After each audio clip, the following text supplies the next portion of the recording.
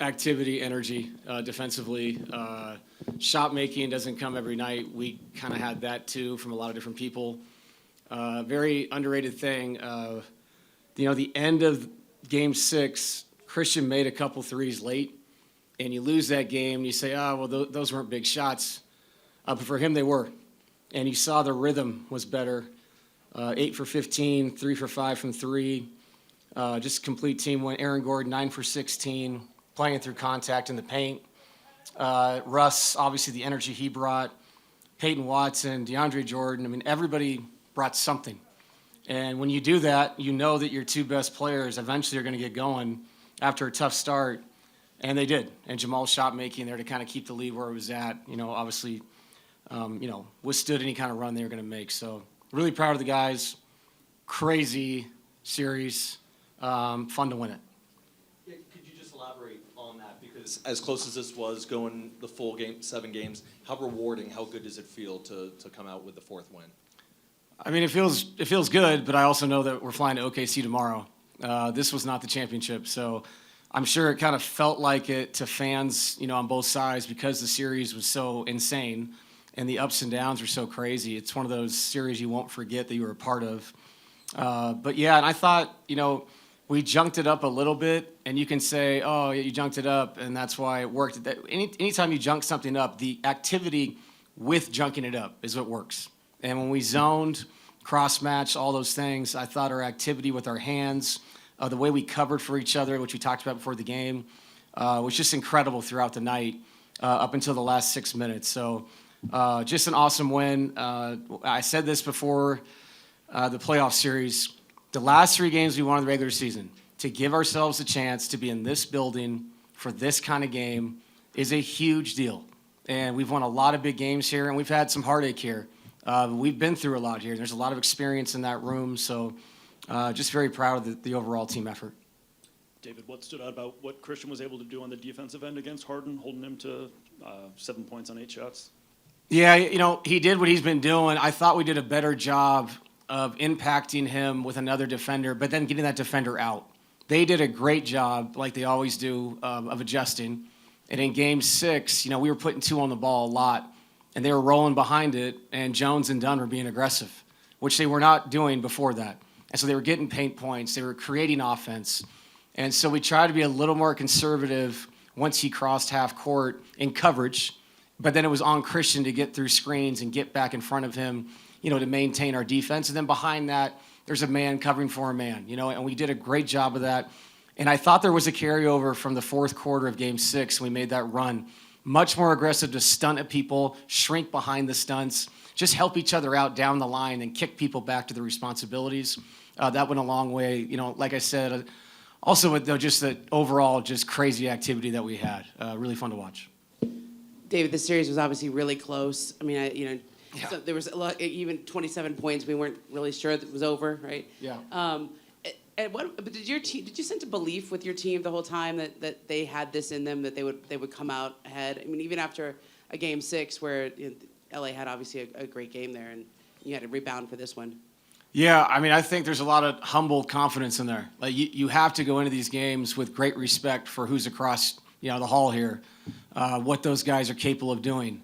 But you also can't go into the game not thinking that, we can get this done. We've done this. Like, we've seen this. We've been through this before, and we've succeeded. So, you have to have crazy amount of confidence, but with respect to professionalism, what this is in a Game 7 against a veteran team and a veteran coaching staff. I feel blessed to get out of this thing. Like I said, this is a memorable series. We just don't really have time right now to remember it. Enjoy tonight. Have a glass of red wine or whatever you like doing, but we fly to OKC tomorrow. Coach, the non-Jokic minutes have been a topic of conversation surrounding this team for years now, and one of the biggest games for this core 4. What does it say about this group that everybody was able to elevate their game surrounding Nikola? I thought it reminded me of the year we won it. I thought our rotation in the playoffs, not the regular season that year, held water the whole time and made impact plays defensively. Some of Jamal's shot making tonight through contact and AG, what he did attacking the basket, it allowed us to sit Nikola longer and then we actually, won those stanzas. And if you do that, and now you're bringing 15 back in, it's an enormous deal. And it also forced them to, to early rotate their guys. And now their guys are being pressed against minutes like we have throughout the series. So, yeah, there's so many factors to that. Saving timeouts if they have to call them and I don't. There's all these little things, these variables that really matter that add up to winning a game like this. So, really cool to see everybody step up. They got real minutes, and we're going to need that, obviously, going to the next round. Coach, I mean, you've alluded to this multiple times today about the next round. What is it about Oklahoma City, just at first glance that makes them so good? And, what can you draw from that March mini-series that you guys had in OKC that you guys split with the Thunder there?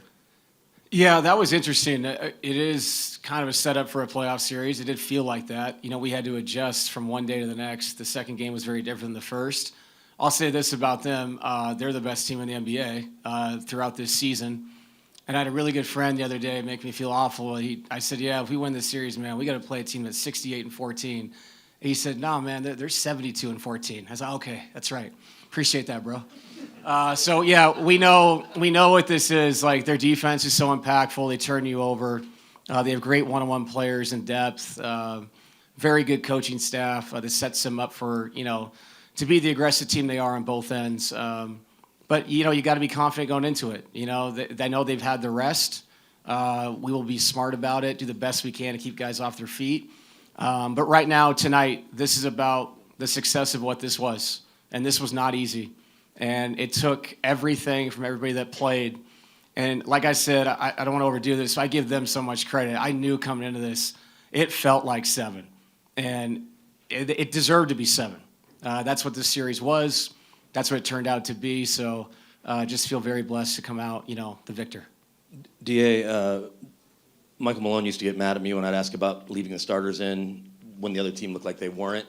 Did you think about pulling CB and Russ maybe a little, or even Jamal because of when they pulled their guys? And then did Joker go back in because of his back more than anything else because of how long he sat? No, they came back in because they went on a run. And it's game 7, and I'm not putting them back in, and all of a sudden it's a 9-point game with 2 minutes and 40 seconds to go.